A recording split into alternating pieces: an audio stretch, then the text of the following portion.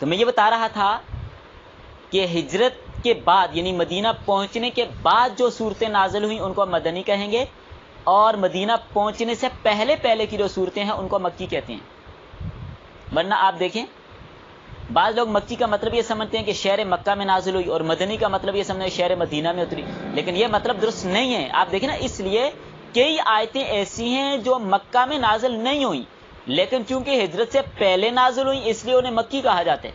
اب دیکھیں بعض آیت منا میں، عرفات میں، سفر معراج میں اور مختلف اسفار میں نازل ہوئیں، لیکن پھر بھی اس کے باوجود اس کو مکی کہا جاتا ہے۔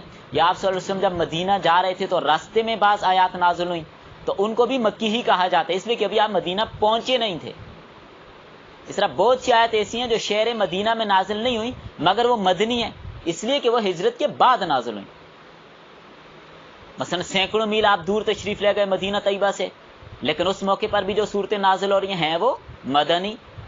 فتح مکہ کے موقع پر جو حصہ قرآن کا نازل ہوا اس کو بھی مدنی کہتے ہیں، حالانکہ آپ مکہ میں ہیں۔ حدیبیہ کے موقع پر جو نازل ہوا حالانکہ آپ مکہ شہر میں ہیں، لیکن اس کے باوجود وہ صورت یا وہ حصہ مدنی کہلاتا ہے، اس لیے کہ ہجرت کے بعد نازل ہوا۔ پھر ایک اور چیز بہت اہم سمجھیے گا، بعض صورتیں تو ایسی ہیں کہ پوری کی پوری مکی ہیں یا پوری کی پوری مدنی ہیں۔ بس سورہ مدثر پوری مکی ہے، سورہ آل عمران پوری مدنی ہے، لیکن بعض مرتبہ ایسا بھی ہوا کہ پوری صورت مکی ہے لیکن اس میں ایک آیت یا چند آیتیں مدنی بھی آ گئیں، اور بعض دفعہ ایسا بھی ہوا کہ اس کے برعکس بھی ہوا کہ پوری صورت مدنی ہے، کچھ آیتیں اس میں مکی آ گئیں۔ سورہ آراف مکی ہے لیکن اس میں یہ وَاسْأَلْهُمْ عَنِ الْقَرْيَةِ الَّتِي كَانَتْ حَاضِرَةَ الْبَحْرِ سے لے کر وَإِذْ أَخَذَ رَبُّكَ مِنْ بَنِي آدم یہاں تک حصہ مدنی ہے۔ اس طرح سورہ حج یہ مدنی ہے لیکن اس میں 4 آیتیں ہیں، وَمَا أَرْسَلْنَاكَ عَذَابُ يَوْمٍ عَقِيمٍ تک یہ مکی ہیں۔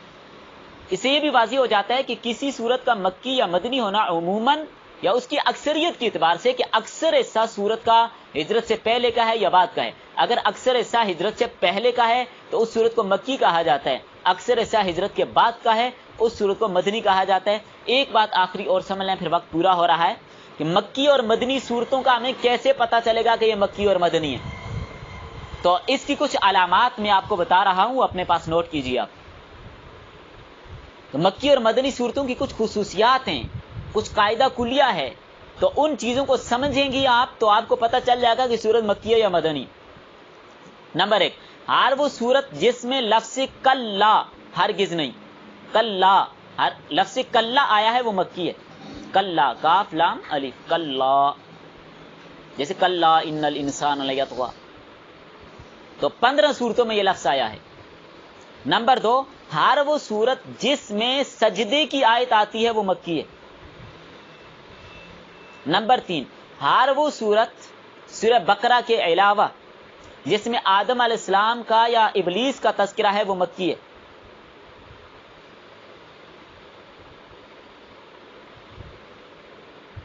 نمبر 4، ہر وہ صورت جس میں جہاد کی اجازت یا جہاد کے احکامات لکھے ہوئے ہیں وہ مدنی ہے، کیونکہ مکی دور میں جہاد فرض نہیں تھا، مدنی دور میں ہوا، تو جس صورت میں جہاد کے مسائل ہیں وہ مدنی صورت ہے۔ نمبر 5، ہر وہ آیت جس میں منافقوں کا ذکر آیا ہے مدنی ہے۔ ہر وہ صورت جس میں منافقوں کا ذکر آیا ہے مدنی ہے، چونکہ منافق مکہ میں نہیں تھے، مدینہ میں تھے۔ تو یہ خصوصیات تو اکثر ہی ہیں، کچھ خصوصیات اور بھی ہیں جو اکثر ایسے وہ پیشتر ہو سکتی ہیں، جیسے مکی صورتوں میں عموماً جو خطاب ہے وہ ہے یا ایھا الناس، اے لوگو، اور مدنی صورتوں میں خطاب کیا گیا یا ایھا الذین آمنو کے ساتھ۔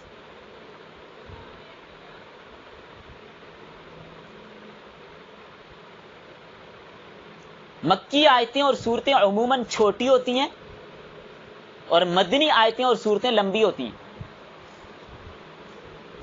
اور ایک فرق یہ بھی ہے کہ مکی صورتوں میں زیادہ تر توحید کا، رسالت کا، قیامت کا ذکر ہے، حشر نشر کی منظر کشی، نبی کریم صلی اللہ علیہ وسلم کو تسلی، نبی کریم صلی اللہ علیہ وسلم کو صبر کی تلقین، پچھلی امتوں کے واقعات، یہ مکی صورتوں میں۔ اور مدنی صورتوں میں احکامات اور قوانین بیان کیے گئے ہیں، خاندانی زندگی، تمدنی زندگی، قوانین، حدود، فرائض، ان چیزوں کا بیان مدنی صورتوں میں ہوا ہے۔ اور ایک اہم فرق یہ بھی ہے کہ مکی صورتوں میں زیادہ تر مقابلہ کس سے تھا؟ بت پرستوں سے، اس کا تذکرہ ہے، اور مدنی صورتوں میں